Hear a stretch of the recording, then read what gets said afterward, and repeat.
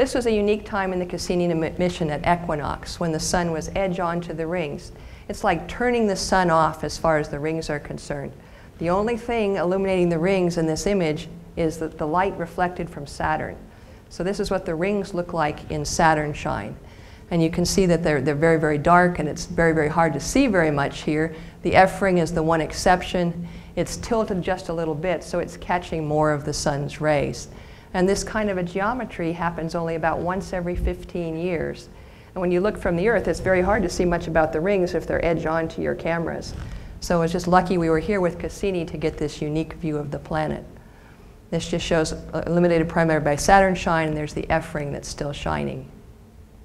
Also, when the sun is edge on, if there are anything sticking up in the rings, like if your fingers are sticking up above your hand, those will cast shadows. And this is the Encke gap. There's a tiny moon Daphnis. You can see its long shadow cast. And this is the first time we figured out that Daphnis isn't orbiting in the same plane as the rings. It's tilted a little bit. And what it does is it pulls ring material above and below and creates these huge mountain-shaped amounts of ring particles pulled out, and those create shadows as well. So we were very good at looking for shadows in different places in the rings. And it told us things about the rings that we couldn't have learned any other way. There are other places where the particles are so thick that they cast shadows as well. Some of these beautiful spiral density waves, the first wavelength is very dense. Moving on to the satellites. There's about 65 satellites in orbit around Saturn. This shows you about 20 of them. The small inner satellites are almost like probably are fragments. They either were broken apart or didn't grow to be very large. When you go outward, you have Mimas, you have Enceladus, Tethys, and Dione have a couple of extra moons that share an orbit with them. Rhea, Titan is the largest, Hyperion, Iapetus, and then far out there, tiny Phoebe, probably a captured asteroid. Now to put this in perspective, here are the inner planets. Turns out that Titan is about the size of the planet Mercury. So if Titan had formed anywhere else in the solar system, it would have been a planet in its own right. It's the only moon in our solar system with a thick, dense atmosphere. It has a nitrogen atmosphere very similar to the Earth's with methane and other hydrocarbons. Here was a big surprise. This is the moon Mimas. And very interesting, when Voyager flew by Mimas in the 1980s, Star Wars movie had just come out. And if you've seen that movie, you'll notice that that crater, Herschel, is about the size of that depression in the Death Star. And so very quickly, Mimas got the nickname the Death Star moon. It looked very heavily cratered, like not a lot of new things have been happening to it lately. And we expected that its temperature would be warmest right where the sun is shining here at the equator, and then colder as you go further and further away from the sunlight. But instead, what we found is there was a warm side and a cold side, and it looked very different from what we expected. In fact, this got nicknamed Pac-Man, because you can see the Pac-Man gobbling up the dots. And the big puzzle was this the ejecta blanket from Herschel causing the change?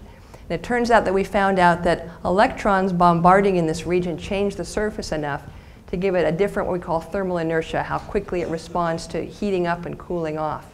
And it's that difference in thermal inertia that caused the difference in Mimas. And here's the Pac-Man image overlaid on top of the view of Mimas. So a big surprise. We weren't expecting that at all. Here's Titan. This is the view that Voyager had and that you typically have from the Earth when you look in the visible, covered with a golden colored smog, very similar to Los Angeles smog, and it's very difficult to see through to the surface. Going to go through, so Huygens, we carried a probe, and in 2005 Huygens landed on the surface. There it is with coming into contact. The heat shield now is slowing it down until it can finally land via a parachute. And this was our first chance to really get a glimpse at this strange world. We weren't sure what we would find. We thought that there might be oceans of liquid methane covering Titan. So we built a probe that would float, at least for a few minutes, in liquid methane. On Titan, it's very interesting. Methane plays the role that water plays on the Earth. It can be a liquid, it can be an ice, or it can be a gas. So the clouds we see on Titan are methane clouds.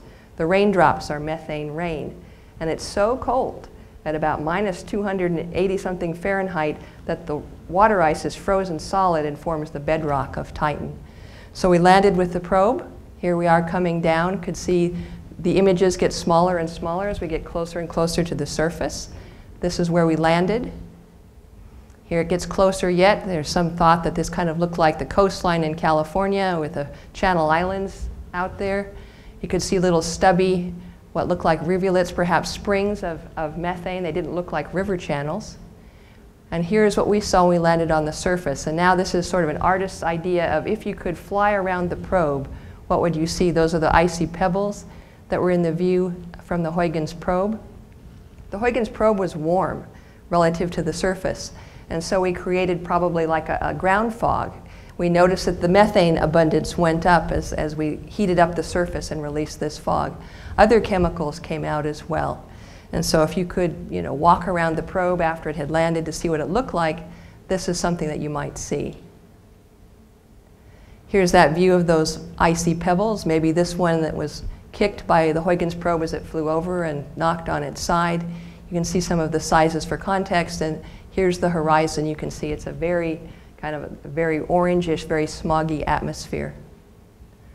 This is a view in the near infrared. You can now peel back some of that smog and haze. What you see on this globe are there are regions that are brownish. There are actually dunes on Titan, other whitish regions that have more water ice on them. It had a very rich assemblage of things that were very familiar, hauntingly familiar from the Earth. And since there's methane rain on Titan, we noticed that there were very few craters. Probably the smallest objects would burn up in the atmosphere, just like they do on the Earth. The smaller craters were probably eroded away after millennia of methane rain. So very few craters, and they tended to be the larger ones. Here are some of the wind-driven dunes. These structures here are the dunes. You can see that the dunes tend to flow around hills or mountains, just like the dunes would on the Earth. Here's another good example, the dunes flowing around the object. Very reminiscent of the Namibian desert. Here are dunes flowing around objects as well.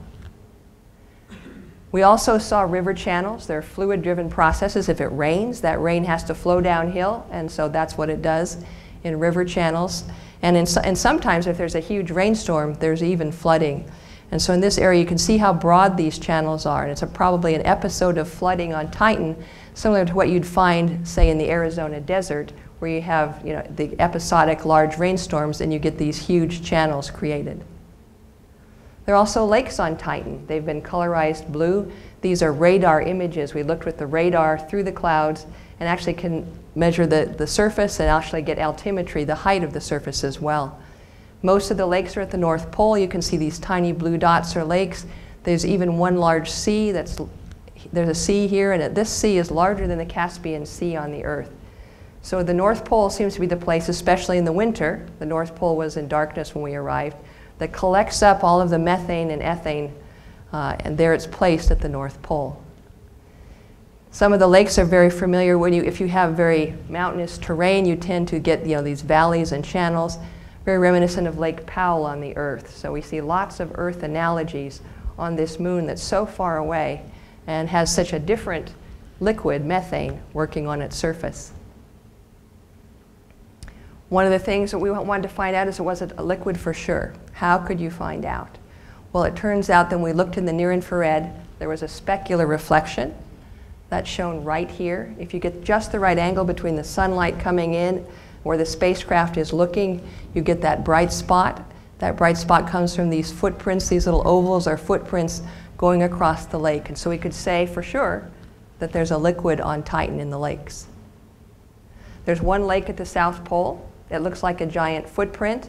It's so different in the South Polar region. Is it seasonal? Now that the seasons are changing, will the lakes start to dry up in the northern hemisphere as the sun starts to hit them, and will you get more lakes? Looks like dry lake beds in the south, so we're watching to see what might be happening.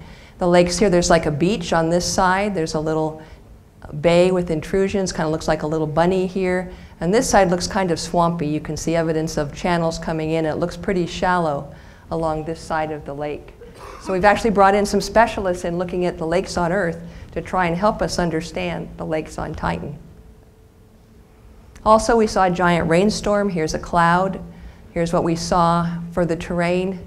We looked about a month later and the terrain had completely changed. Something had flooded a large area of the surface of Titan.